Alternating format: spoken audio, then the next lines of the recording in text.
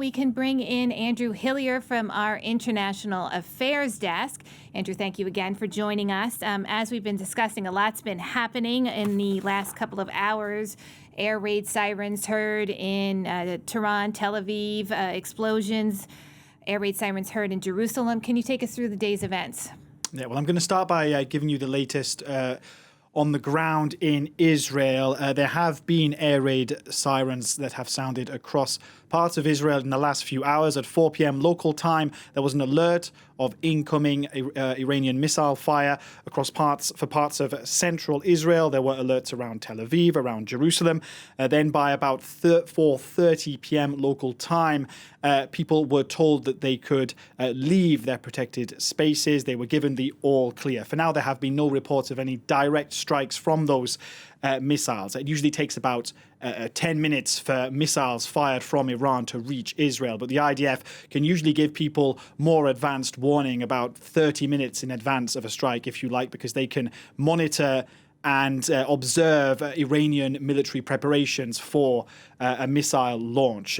Elsewhere, there have been, of course, IDF briefings throughout the day. The IDF says it has struck at least 250 targets in Iran since operations began on Friday. An acknowledgement, of course, that Israel's defense system is not invincible. And we've seen that with the strikes, notably in northern Israel on the town of Tamra, in which 4 people died, and in central Israel on the town of Bat Yam, in which 6 people were killed. And Benjamin Netanyahu, Israel's prime minister, as you can see in these pictures, visited the scene of that strike. Take a listen to what he said. Be very careful for your lives. That's how you save yourselves, and that's how you also help us defeat those barbarians in Tehran. They will pay a very heavy price for murdering children and women and innocent civilians. We will achieve our goals regarding the nuclear issue and the thousands of missiles. We are winning.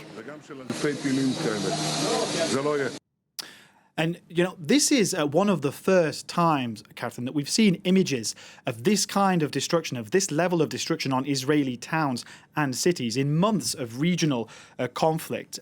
Now, on the diplomatic front, in terms of those developments, Trump posting messages on social media in the last few hours, urging both sides to make peace. He seems to be posting at cross purposes to Israeli Prime Minister Benjamin Netanyahu, who, if anything, has been warning of a serious escalation.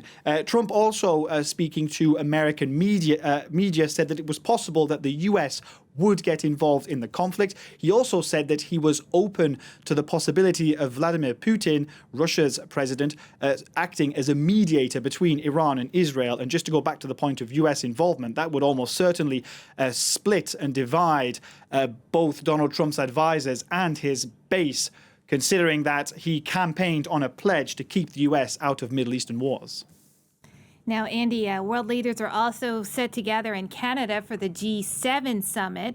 Obviously, this topic, the conflict between Israel and Iran, going to overshadow or dominate it.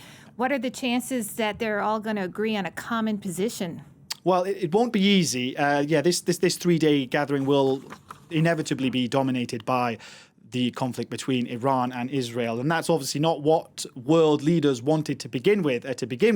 It was set to be dominated by Russia's war in Ukraine and a war of a different type, Trump's tariff war on his neighbors. But what will happen is that the country's president will try and persuade the US, which is the only country which has real influence on Israel. They will try and persuade Donald Trump to use his leverage on Benjamin Netanyahu, Israel's prime minister, to manage the conflict, to de-escalate tensions. They know the security risks and the economic risks of this war spreading. For one, oil prices could skyrocket if Iran were to follow through on its threat to close the Strait of Hormuz.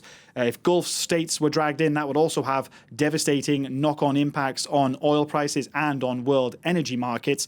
That, in turn, would have dire consequences for economies of the G7 countries. And just one final point, there is one man who could benefit from soaring oil prices, and that's the man in the Kremlin, Vladimir Putin, who could use the extra money to fund his war in Ukraine. That is the same man who Donald Trump said he's open to having as a mediator between Iran and Israel.